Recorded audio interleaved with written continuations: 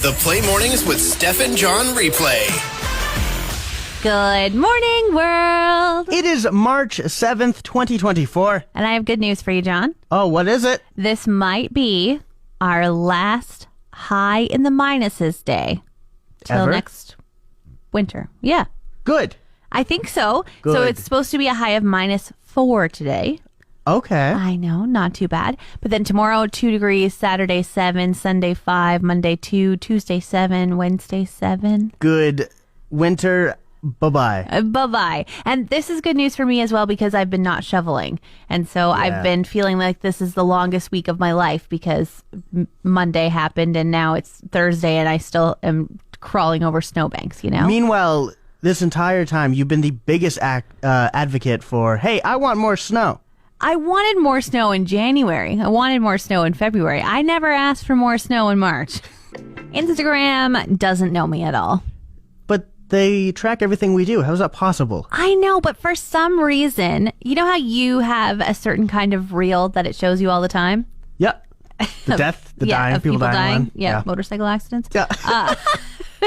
Mine has started showing me animals giving birth. Oh, you're telling me you don't want to see that? Not particularly. Looks painful. Does it just give you one animal or a whole variety? Oh, a whole variety. I saw an elephant give birth. I've seen a Okay. badger give birth. Badger. Yeah, it's been pretty graphic. Yeah, but at least for the elephant, it would fall out. It's big enough. Yeah, there was a lot of squatting and stuff, but anyway. I just don't know why I'm getting them. And obviously, you can't tear your eyes away despite the fact that you don't want to see them. Of course, it's literally like the car crash. Yes. And perhaps that's why Instagram is like, she loved that. Let's show her another and another. But now every second reel is a different species having a baby. That's crazy. You can reset your Explore page and your Reels. Really? Yeah, you can reset it to the default, and then it goes through your algorithm again. Is that going to make me lose all my Love is Blind content? Absolutely, it's going to make it. No! But hey, that's pretty much like an animal's birth as well. Oh. I think the world's against me in trying to make me in shape. Okay. Everything I find just keeps making me fatter and fatter and fatter. Is this like an everything in moderation, but you're eating too much of it? Or like, what's going on? So what I'm talking about right now is something called a cheese tortilla. Cheese tortilla. Okay. Is it made of cheese or is it just like those like kind of orange tortillas that smell kind of like feet? Yeah, well, Sorry. So I actually didn't look into the ingredients of it. It tasted like cheese. It's exactly the orange tortilla that smells like feet. You were spot on with that. Oh my gosh. And you like it. I love it. But the problem is, if it is real cheese, one, milk makes everybody bloated. Yeah. No matter, milk and dairy, no matter how much you drink or eat of it. And I drink and eat a lot. Uh-huh. And gluten. Bread. It fills you up. So I've never looked bigger after eating less in my life. Yesterday I had one tortilla. Did you put anything in it? No. You just ate it? You were just like, this I was like, let's see. tortilla is so good. And I stepped on the scale after because I was like, there's no way. And it went up by like 3 pounds from one tortilla.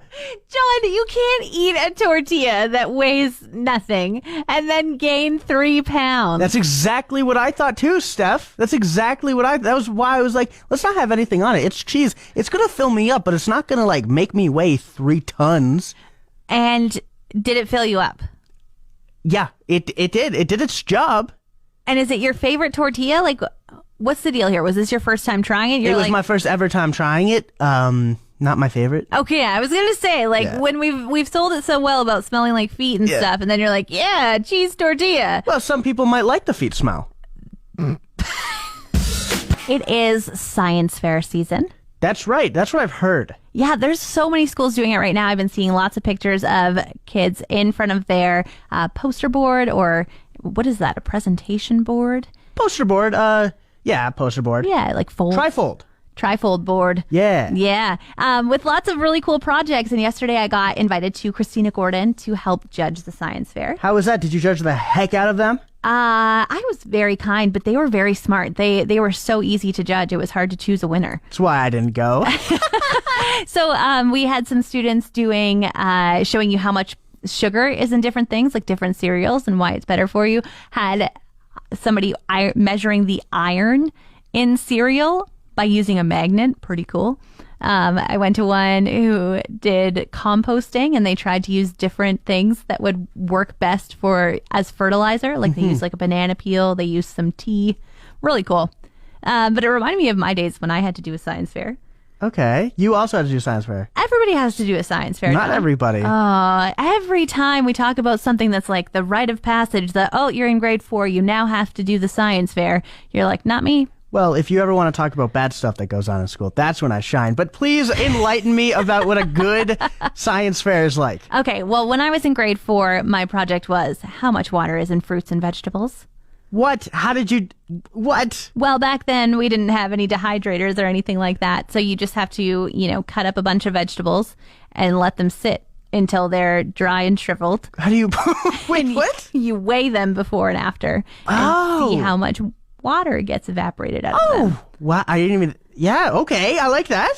Thank you. You're so impressed. So were the judges. I won first prize in the science fair. They gave me $25. That's why you brought this up. I also won third prize when I was in grade 7, but we don't need to go over that one. Oscar Mayer Wieners is now making vegan hot dogs. Vegan hot dogs? Okay. Vegan hot dogs. It's just grass hot dogs. Is that making you upset? No, it's making me upset that in the world of all of this Beyond Meat, we decided to go with hot dogs. Well, I mean, maybe they're running out of other delicacies to make. That's fair, but if vegans really want to eat meat that badly, they're not going to go to hot dogs, right? Here's the thing. My whole life I've kind of heard, like, hot dogs aren't meat anyway. Yeah, well, pork, hooves, snout. Okay, I didn't want to think about it. We're having hot dogs at Girl Guides this week. Okay. Yeah, I don't know. I think if a vegan wants a hot dog, that's great that somebody's making it for them. No, absolutely. Do them. But if you're a vegan and you want a hot dog, do you really want to be vegan? If you're gonna drop the knee at hot dogs, imagine what happens when like you see a nice steak. Hey, sometimes you just have a craving you can't control, and it's nice that there's an alternative for it. Hot dogs, I will die on this hill. Hot dogs. John, think about a hot dog and mac and cheese. How good that is. Nostalgic. It reminds you of your childhood. Sometimes you just want that feeling, and a steak's not going to do it. A fake steak isn't going to do it for you. They're vegan. They can't even have mac and cheese. They can have mac and fake cheese. Okay, so two-thirds of that meal is just not food. So yesterday, once again, a social media site, maybe if you can call it that, went down. Which one? LinkedIn. Uh-oh. And let's just say, right off the bat, I heard a lot less about LinkedIn being down than the other social media sites, which probably says something about our world, but I don't want to get too philosophical about the fact that we lose our crap when Instagram and Facebook go down, but when a place that, usually gets us connected to people who can hire us goes down, we don't do anything about it. We kind of don't even notice. No, but it does bring up the fact, hey, LinkedIn is not under Meta. Something's going on, right? Oh, okay, interesting. Yeah.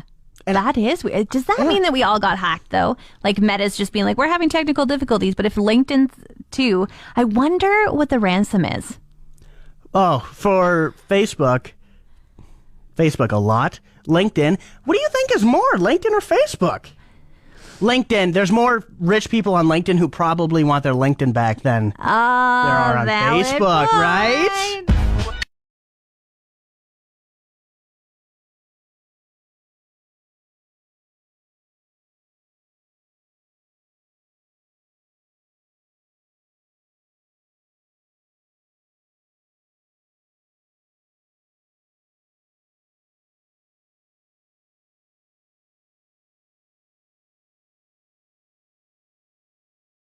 Science keeps getting closer and closer to resurrecting the woolly mammoth.